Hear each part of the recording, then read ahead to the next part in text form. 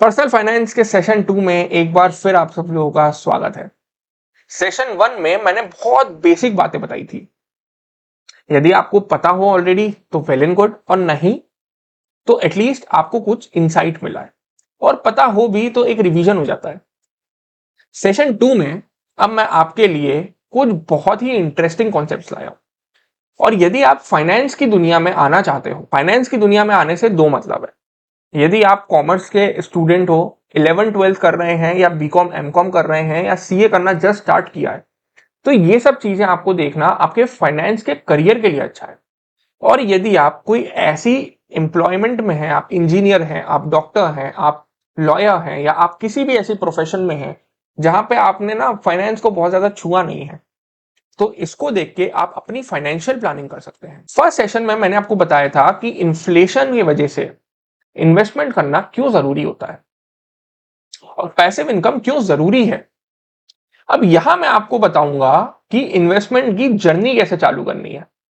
Suppose करिए आप एक जॉब में हैं, आप एक इंजीनियर हैं, आप एक डॉक्टर हैं, आप एक नॉन फाइनेंस बैकग्राउंड से हैं, और आप सालाना सैलरी कमाते हैं। अब आपको सालाना सैलरी पे आपकी इन्वेस्टमेंट जर्नी कैसे प्लान करनी है उसको समझते हैं।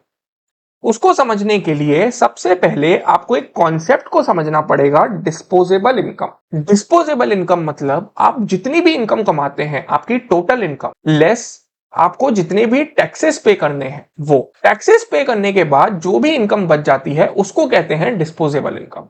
और अब ये डिस्पोजेबल इनकम आपकी इच्छा के अनुसार आप खर्च कर सकते हैं। सपोज करिए मेरी सैलरी है 10 lakh rupees. Without going into the deep side of income tax, मैं बहुत सिंपल रखता हूं।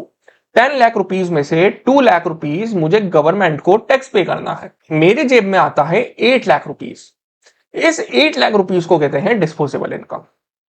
अब आप अपने जितने भी एक्सपेंसेस हो, जितने भी इन्वेस्टमेंट हो, आपको घर खरीदना हो, आपको जो खर्चा करना है, आप प्लानिंग इस 8 लाख रुपीस पे करिए। सर आपको पता है आज के समय में सबसे बड़ी प्रॉब्लम क्या है?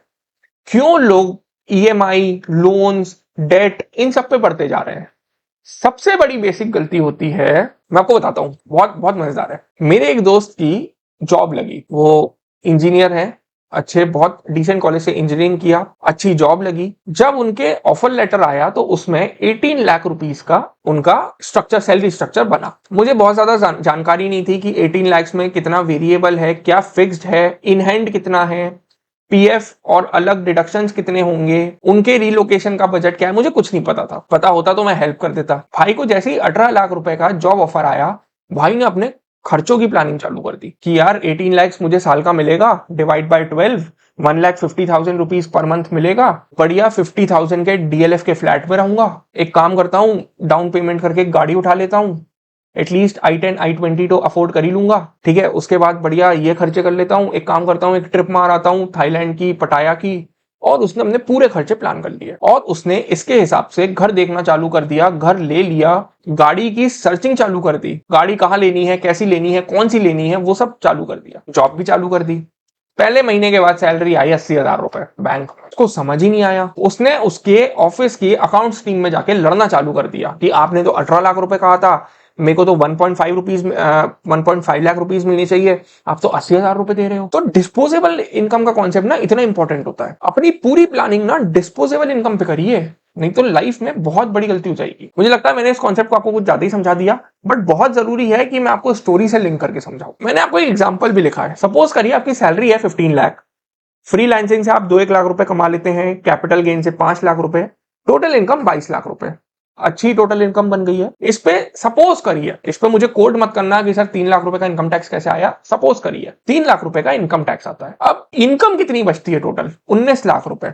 बस इसी को हम कहते हैं डिस्पोजेबल इनकम। आपको जो भी आपकी इनकम की, एक्सपेंस की प्लानिंग करनी है, आपको जो भी खर्चों की प्लानिंग करनी है, जो भी इन्वेस्टमेंट की प्लानिंग करनी है, 19 लाख पे करना दोस्त, 22 लाख पे मत करना। नहीं तो आप फिर से एक डेट ट्रैप में फंस जाओगे, आप एक लोन के ट्रैप में फंस जाओगे। आप चीजें लेते जाओगे, ईएमआई पे उठाते जाओगे, बाद में वो ईएमआई चुकाना मुश्किल हो जाएगा। तो इससे मेरा कंक्लूजन निकल के आता है, जो मैं ऑलरेडी 2-3 बार रिपीट कर चुका हूं। अपनी एक्सपेंस एंड इन्वेस्टमेंट प्लानिंग, जितनी भी टैक्स और डिडक्शंस है, उनको हटाने के बाद जो भी इन हैंड कॉम्पोनेंट है, या जो भी डिस्पोजेबल इनकम बच जाती है उस पे करना। अब सर डिस्पोजेबल इनकम तो हमारी इनकम कमाने का पहला पार्ट था। सेकंड कॉन्सेप्ट आता है कि जो भी डिस्पोजेबल इनकम है, मतलब ये जो भी 19 लाख रुपीस की इनकम है, ये खर्चे कैसे होते हैं, किस किस चीजों में होते हैं। तो आप हो, मैं हूं, कोई बिजनेसमैन हो, कोई भी हो, खर्चे तीन ही तरीके के हो सकते हैं।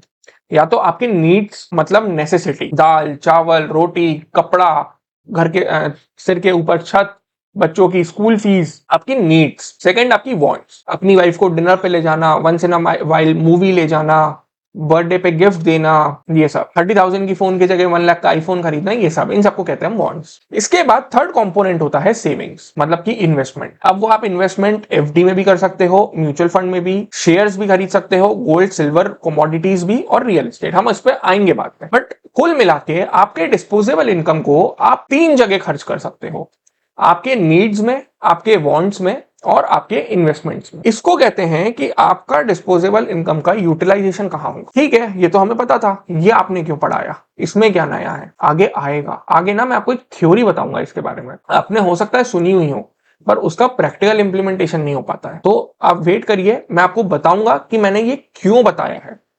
डिस्पोजेबल इनकम को कहां कहां यूटिलाइज किया जाता है, ये बताने का पीछे का मोटिव। अब तीसरा बहुत इंपॉर्टेंट टॉपिक जिस पे कोई बात नहीं करता है, वो है personal profit and loss account. मैं ना आपसे रिलायंस कंपनी की बात करता हूं। रिलायंस हम सबने सुनी हुई है, मुकेश अंकल की कंपनी है, मुकेश अंबानी जी। जब कोई भी फाइनेंशियल ईयर चालू होता है ना, तो वो अपनी फाइनेंस टीम, अपनी सेल्स टीम, अपनी मार्केटिंग टीम, सबको बुलाते हैं और इंटरनल चैम्बर में मीटिंग करते हैं, जहां वो ये सीधे सीधे पूछते हैं कि क्या प्रेडिक्टेड है, क्या आप लोगों का प्रोजेक्शन है, इस फाइनेंशियल ईयर में हम कितनी सेल्स करने वाले हैं, इस फाइनेंशियल ईयर में हमारे कितने एक्सपेंसेस हैं, इस फाइनेंशियल ईयर में एक लगभग क्या प्रॉफिट हम कमाने वाले हैं। और साल के एंड में वो इस प्रोजेक्शन को एक्चुअल से कंपेयर करते हैं, और हर साल वो कोशिश करते हैं कि ये जो प्रोजेक्टेड और जो एक्चुअल है उसके डिफरेंस को कम करते जाए। तो आपको भी पता है साल की स्टार्टिंग में कि आपकी सैलरी कितनी है, आपके कैपिटल गेन्स कितने हो सकते हैं।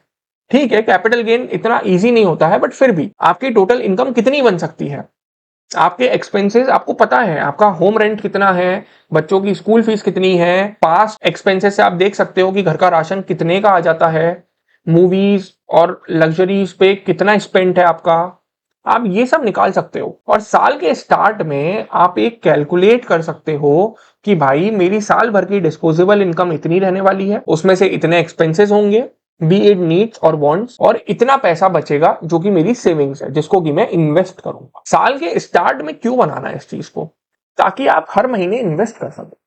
यदि आप वेट करोगे कि साल के एंड में जो बच जाएगा उसको इन्वेस्ट करूंगा, तो आप बहुत लेट हो जाओगे। क्यों, ये आगे समझ में आएगा, आज नहीं, जब हम SIP वगैरह कभी देखेंगे आगे तब। तो अब मैंने ना क्या किया है कि एक थ्योरी जो हमारे फाइनेंस गुरुज ने जो थ्योरी दी है, उसके ऊपर मैंने एक नेट सेविंग्स रेशो भी निकाला हुआ है। नेट सेविंग्स रेशो मतलब यदि आपकी डिस्पोजेबल इनकम 100 है, आपके एक्सपेंसेस 80 हैं, आपकी सेविंग्स कितनी हुई, 80, 100 माइनस 80, 20। सर माइनस इधर नहीं लगता, माइनस इधर लगता है, ठीक है भाई, सॉरी। तो ये नेट सेविंग्स रेशो 20 हुई, 20%। मतलब मेरी जितनी डिस्पोजेबल इनकम है उसका 20% मैं सेव कर पाता हूं, बाकी मेरा खर्चा हो जाता है। तो अब फाइनेंस गुरुज ने ना एक थ्योरी दी है कि आपकी नेट सेविंग्स रेशो कितना होना चाहिए। सर इससे आपको क्या हेल्प मिलने वाली है, इससे आपको यह हेल्प मिलने वाली है कि आप आज ही स्ट्रक्चर बना के देखो कि क्या आप इस ब्रैकेट में आ रहे हैं। यदि जितनी नेट सेविंग्स रेशो है, यदि आपकी सेविंग्स रेशो इससे ऊपर है तो बहुत अच्छी बात है, बट यदि इससे नीचे है तो आपको ना एक बार पेपर पेन लेके बनाने की जरूरत है कि आपके नीड्स पे कितने खर्चे हो रहे हैं, आपके वांट्स पे कितने खर्चे हो रहे हैं, और क्या कोई खर्चा ऐसा है जो आपको समझ में नहीं आ रहा है, ट्रैक नहीं हो रहा है, बट वो होते जा रहा है। ठीक है, तो फाइनेंस गुरुज का कहना है यदि आप 22 to 30 के एज में हो तो आपका नेट सेविंग्स रेशो 20% 30% होगा, बेयर मिनिमम। जैसे जैसे आप बढ़ते जाओगे आपका नेट सेविंग्स रेशो बढ़ता जाएगा, 31 to 40 में 30-35%, 41 to 50 में 40%, और 51 में 60 में आने के बाद तो 50%। मतलब यदि आपका डिस्पोजेबल इनकम 100 रुपए का है तो आपकी नीड्स वांट्स के खर्चे सिर्फ 50 हैं, और बाकी पूरे 50 आपके इन्वेस्ट हो रहे हैं।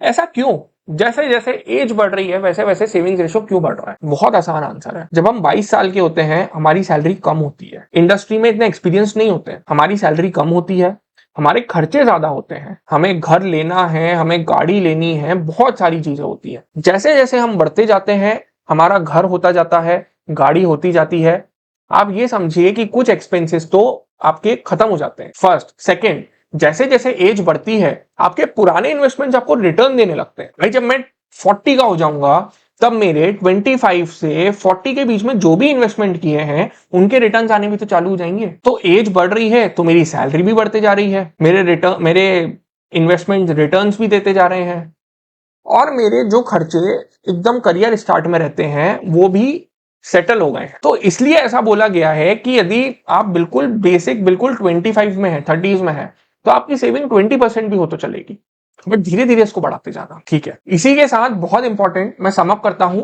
सबसे पहले आपको डिस्पोजेबल इनकम निकालना है।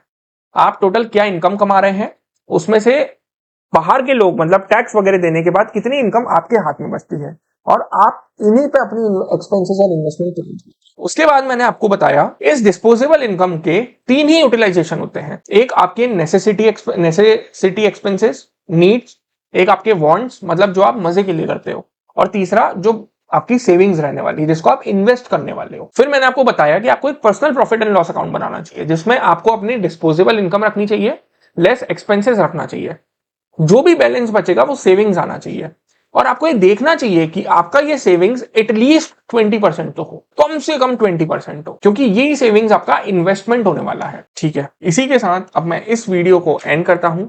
आई होप आपको कॉन्सेप्ट्स बहुत अच्छे से समझे होंगे। डिस्पोजेबल इनकम से रिलेटेड कॉन्सेप्ट्स अभी पूरी तरीके से खत्म नहीं हुए हैं, बट अब मैं इससे आगे के कॉन्सेप्ट्स नेक्स्ट सेशन में लाऊंगा। तब तक आप जरूर इन कॉन्सेप्ट्स को रिवाइज करिए। Thank you so much. और हाँ, अभी तक तो मैंने नहीं बोला, but please like, share and subscribe. Thank you.